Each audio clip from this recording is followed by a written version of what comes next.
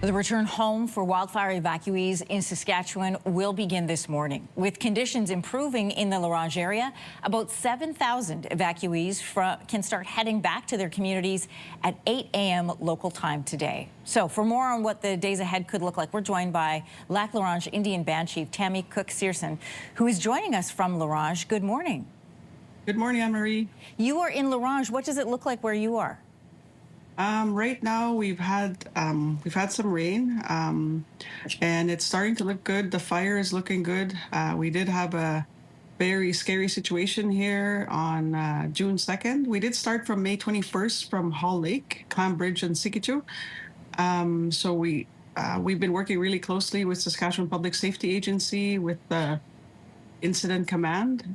So they give us an update every day on the fire situation. So they did give us the go-ahead that everything's looking good, the fire's looking good, that we're able to bring back our community members starting this morning at 8 o'clock. What does it look and smell like on the ground there? Is there any visible damage? Obviously, you're going to be able to smell that smoke, heavy smoke in the air. Yeah, there's a lot of devastating damage from the fires that just occurred in our communities. It was a scary situation. The fires were the conditions were very dry, and the fires burned very hot. There was like some of the fires, they were ahead of themselves 4 kilometers, so the fires were shooting that far.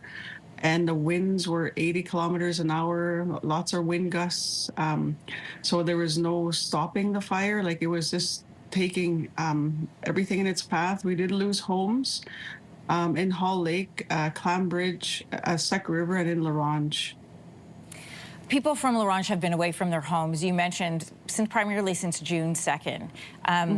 What are they going to be coming home to? What are they going to see? And how should they prepare themselves for what they're going to see?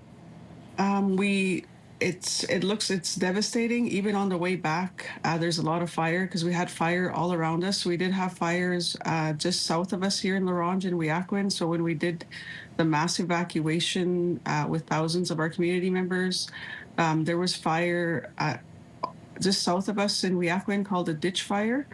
So that impacted our road, and then also the evacuation efforts. And then just west of us is the Pisu fire.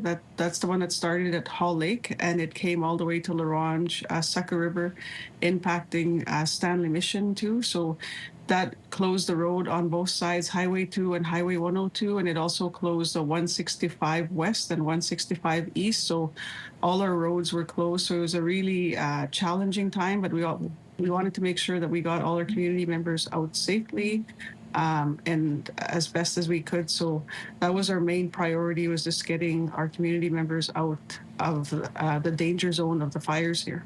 Yeah. We know that this is always a really tricky time because there's a sense of anticipation of finally getting to go home. But then there's the devastation that comes from, even if you haven't lost your own home or your business, you're looking at a playground that's been melted, or a library that's been damaged. What's your best advice to people who are to try and prepare themselves for what they're going to encounter when they drive through today?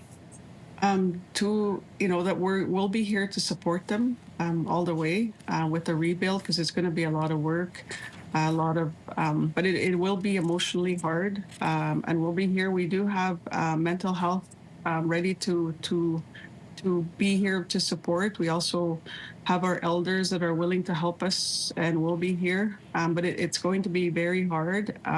But just to acknowledge that even just the experience of being evacuated when you're running for your life, is very traumatic. So, there's a lot of and then being out at the evacuation centers, not everything worked out.